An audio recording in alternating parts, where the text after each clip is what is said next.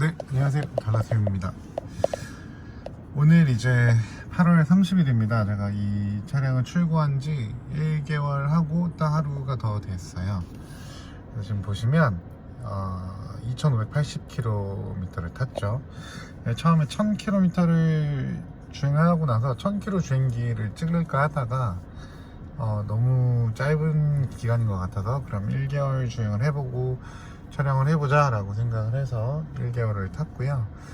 한 달인데 2580km니까 주행량이 적지는 않은 것 같아요. 다행히 고속, 저속, 시내 모두 다 경험을 해봐서 종합적으로 한번 말씀을 드려보려고 합니다.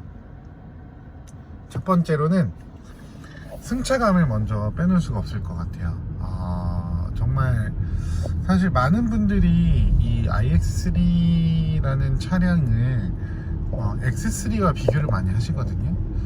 기본적으로 X3 플랫폼이기 때문에 그럴 수도 있겠고, 다른 비교 대상이 사실 딱히 없죠. 뭐 아우디의 Q4라든가 이트론이라든가 볼보의 XC60이라든가. 근데 또 거기 또 순수 전기차가 아니다 보니까, 그래서 뭐 GV70하고도 좀 많이 얘기를 하고요. 이 GV70이죠, 전동화 모델. 얼마 전에 재벌님하고 제가 촬영을 했어요. 재벌님이라는 유튜버님 계신데, 예전에 이제 제가 볼보 운영을 할 때도 한번 촬영을 했었는데, 재벌님도 저한테 그렇게 물어보시더라고요.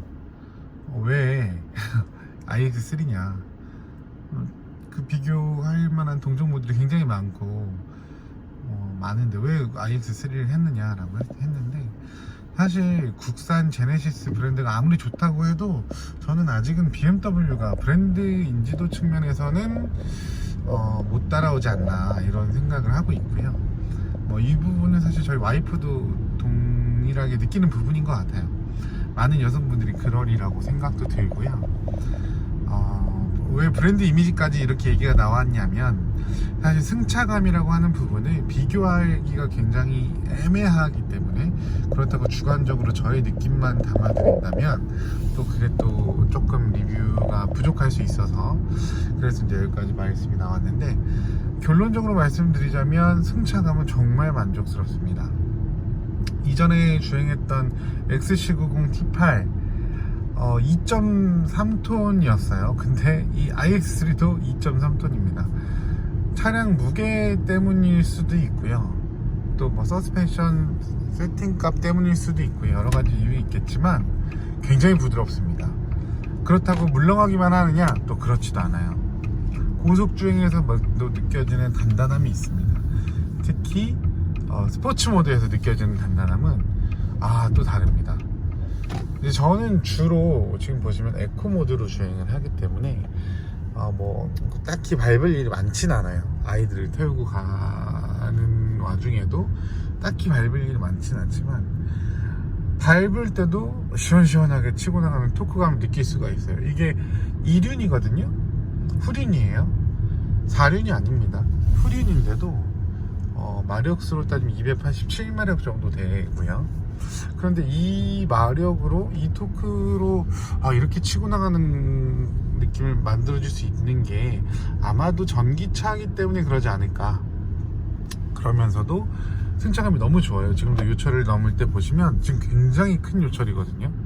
근데 뭐 제 팔이 조금 더 흔들려서 그랬을 수도 있는데 정말 스무스하게 잘 넘어갑니다. 그래서 상황에 맞춰서 천천히 시내에서 부드러운 질감을 즐기고 싶다면 에코 모드로 놓으시고, 천천히 스무스하게 마치 구름 위를 걷는 듯한, 조금 과장되자면 그렇게까지 표현이 가능할 것 같고요. 그게 아니고 스포츠 모드에서 단단함을 느끼고 싶다 그러시다면 또 역시 스포츠 모드로 놨을 때 핸들의 무게 값이라든가 서스펜션 값이 조금씩 달라지거든요. 댐핑 값이 조금씩 달라지는 것 같아요. 물론 어댑티브 서스펜션이긴 하지만 어댑티브 M 서스펜션은 아닙니다. 그건 별도로 구독이라는 아주 쓰레기 같은 그런 BMW의 마케팅의 일환인 것 같아요.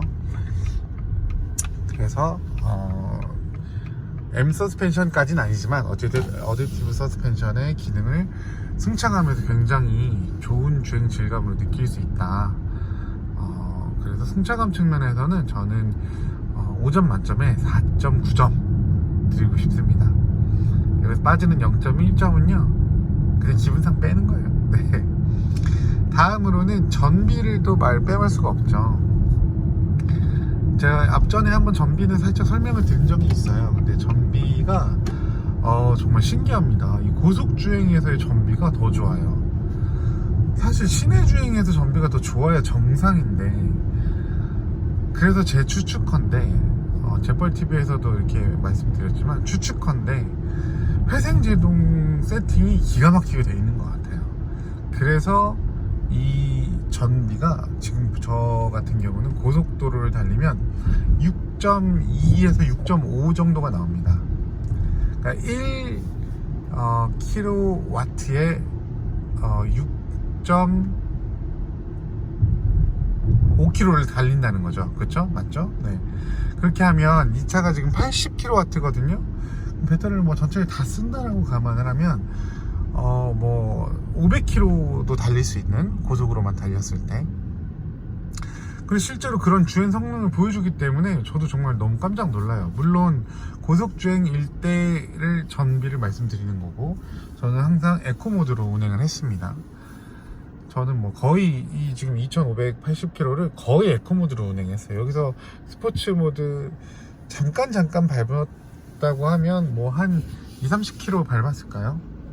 나머지는 전체가 다 에코 모드였어요. 그래서 회생제동 세팅이 아주 기가 막히게 잘 되어져 있었지 않았을까, 이렇게 추정을 해봅니다. 어쨌든 전비는 6.5까지 받습니다. 물론 시내 주행을 하게 되면 또 전비가 좀 낮아져요. 그래서 5 정도까지도 떨어집니다. 근데 5 밑으로 떨어진 적은 없어요. 그래서 5 밑으로 떨어진 적이 없다는 건 뭐 80kW로 환산을 한다면 단순 환산해도 400km는 주행을 한다. 그렇다고 뭐 제가 여름이라고 뭐 에어컨을 안 틀었느냐? 또 그것도 아닙니다. 에어컨 정말 풀로 빵빵하게 틀고 다녔어요.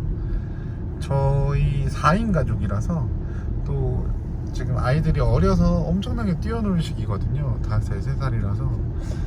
그래서 정말 차에 타면 에어컨, 그리고 차에 타기 전에도 미리 에어컨 엄청나게 틀었는데도 그렇게 연비가 잘 나오더라고요. 그 다음으로는 이제 안전 성능을 좀 말씀드려야 될 것 같아요. 제가 BMW 5 시리즈를 이제 몰았던, 운영을 했던 이제 BM 오너였기 때문에 사실 5 시리즈와 이 iX3의 안전 성능에 대해서 큰 차이를 저는 잘 못 느끼고 있어요. 특히 이제 뭐 주차 중에 후방에 뭔가 감지를 했을 때 차가 갑자기 정말 어디 갖다 박은 것처럼 멈춰서는 그런 급제동을 뭐 도와주는 그런 시스템이 있는데, 뭐 그런 시스템이든 혹은 뭐 다른 시스템이든지 간에 저는 아직까지는 특별하게 BMW 이래서 안전하구나 라고 할 만한 것들은 아직은 발견하지 못한 것 같아요. 뭐 다시 말씀드리지만 저는 BMW 5 시리즈를 운영을 해봤기 때문에 아마도 거기서 오는 기존 경험에 의해서 그럴 수도 있고요. 또 과거에 볼보를 운행했던 그 기억이 남아서 또 그럴 수도 있어요. 그래서 여러 가지 다른 분들과는 좀 다를 수 있지만 아직까지는 특별하게 뭐 안전 성능 관련해서 문제가 있었다거나 혹은 특별하게 좋은 경험이 있었다거나 기억이 있다거나 이런 것들은 아직은 없습니다. 자, 그리고 다음 말씀드릴 부분은 뭐니 해도 하차감 부분이죠. 개인적인 제 생각으로는 사실 어느 브랜드보다 아직은 독삼사가 무난하지 않나, 이런 생각이 좀 들고요. 그게 뭐 사실은 이제 볼보를 운행했을 때도 볼보 XC90 T8이 굉장히 선망하는 차 같지만 막상 몰고 다녔을 때 그렇게 하차감을 느껴보지는 못했던 것 같아요. 그리고 실내 내부 인테리어나 이런 것들이 볼보는 너무 후졌었어요. 정말 후졌었어서, 그래서 혼자서 운행을 할 때도 별로 만족스럽지 못했고 하차감도 별로 만족스럽지 못했고, 그러다 보니까 자연스럽게 조금 다른 브랜드로 눈이 갔던 것도 사실이고요. 물론 이번에 제가 이제 벤츠 GLE 350e로 플러그인 하이브리드 배터리 용량이 좀 큰 그 차량도 지금 계약을 해놓고 기다리고 있습니다. 기다리고는 있고, 아마도 그 차량이 나오면 옮겨 타거나 혹은 또 두 대를 같이 또 운행을 하거나 이럴 것 같은데요. 세단으로도 한 대를 계약을 할 거기 때문에, 그래서 지금 뭐 고민이 조금 되는 부분이 있기는 합니다. 와이프도 그렇고 저도 그렇고 이제 벤츠를 한번은 몰아봐야 되지 않나 이런 생각을 또 하게 되고요. 하차감 부분에서 마찬가지로 벤츠가 조금 더 점수를 줄만 하지 않을까 이렇게 생각을 하고 있고요. 마지막으로 이제 공간에 대해서 좀 말씀을 드리려고 해요. 차량의 공간이 비교 대상에 따라서 좀 다르겠지만, 일단 같은 급의 비교 대상으로 이 GV70 전동환 모델이죠. 대비 넓습니다. 단언할 수 있습니다. 넓습니다. 트렁크 정말 좁았었어요. 제가 시승했을 때 이 GV70 진짜 좁았었고, 실내 내부도 정말 좁았었어요. 근데 공간적인 측면에서는 iX3가 저는 다소 약 10%에서 15% 이상은 더 넓다고 전체적으로 그렇게 말씀드릴 수 있을 것 같고요. 아무래도 X3에 기반한 모델이다 보니까 정말 베스트셀러 아니겠습니까? 글로벌 셀러죠. 네, 글로벌 셀링카기 때문에 확실히 공간감에서는 뭐 이길 수 없다. 그런데 GV70 대비 옵션이라던가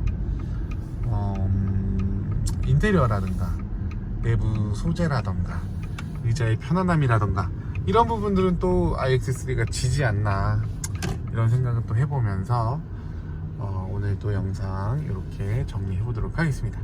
네, 그럼 다음 시간에 또 다른 컨텐츠로 찾아뵙도록 하겠습니다.